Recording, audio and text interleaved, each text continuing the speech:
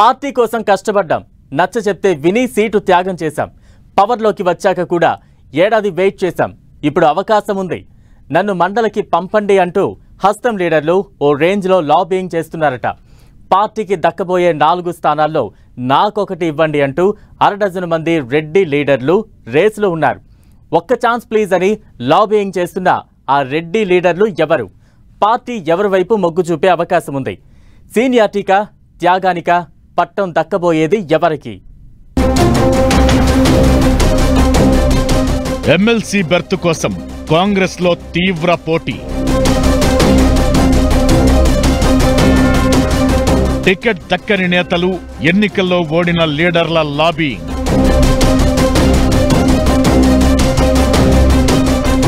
మండలికి వెళ్లేందుకు ఎవరి ప్రయత్నాల్లో వారు.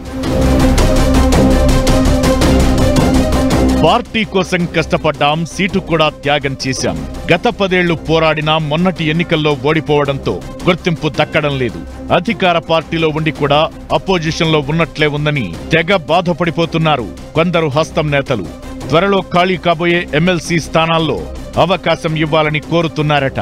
వచ్చే ఏడాదిలో 5 ఎమ్మెల్యే కోట ఎమ్మెల్సీ స్థానాలు ఖాళీ కాబోతున్నాయి. సంఖ్యాపరంగా అధికార పార్టీ కాంగ్రెస్ కు 4 స్థానాలు దక్కనున్నాయి. కాంగ్రెస్ కు దక్కే 4 సీట్లను సామాజిక సమీకరణాల ప్రకారం ఇవ్వాలని పార్టీ ఆలోచిస్తోందట. 2 బీసీలకు, 1 ఎస్సీకి, మరోటి రెడ్డి సామాజిక వర్గం నేతకివ్వాలని పార్టీ భావిస్తున్నట్లు తెలుస్తోంది.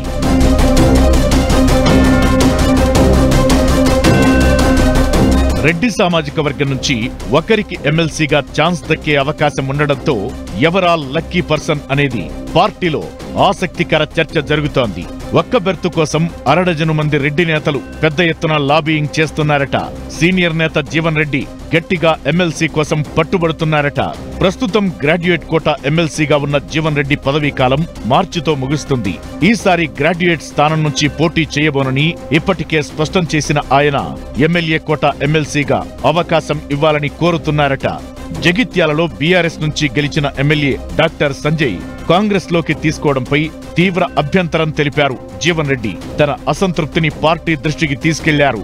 ఈ నేపథ్యంలో తనకు గౌరవం ఇవ్వాలనుకుంటే ఎమ్మెల్సీని చేయాలని కోరుతున్నారట జీవన్ రెడ్డి. ఇక మరో సీనియర్ నేత జగ్గారెడ్డి కూడా ఎమ్మెల్సీ రేసులో ఉన్నారు. పైకి బయటపడకపోయినా పార్టీ ముందు తన ప్రతిపాదనలు ఉంచారట. రాహుల్ గాంధీకి సన్నిహితంగా ఉండే జగ్గారెడ్డి వైపు రేవంత్ కూడా అంతో ఇంతో పాజిటివ్ గానే ఉన్నారనే టాక్ వినిపిస్తోంది.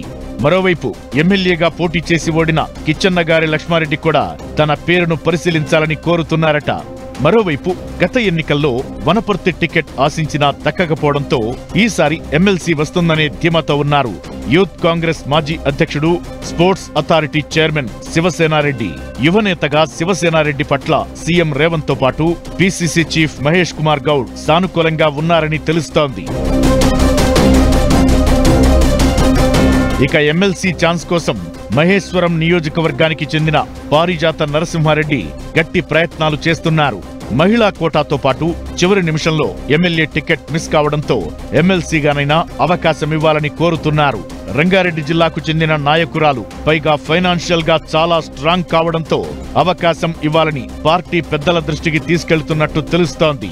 ఇక అదే నియోజకవర్గానికి చెందిన సీనియర్ నేత దేప భాస్కర్ రెడ్డి కూడా పార్టీకి చేసిన సేవలను దృష్టిలో పెట్టుకుని అవకాశం కల్పించాలని కోరుతున్నారు.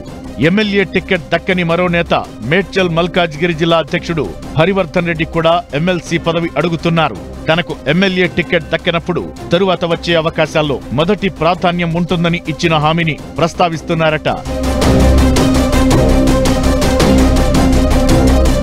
4 సీట్లు దక్కబోతుంటే రెడ్డి కోటాలో ఓ నేతకు అవకాశం దక్కే ఛాన్స్ ఉంటే అరడజను మంది పోటీ పడటం మాత్రం ఇంట్రెస్టింగ్ గా మారింది.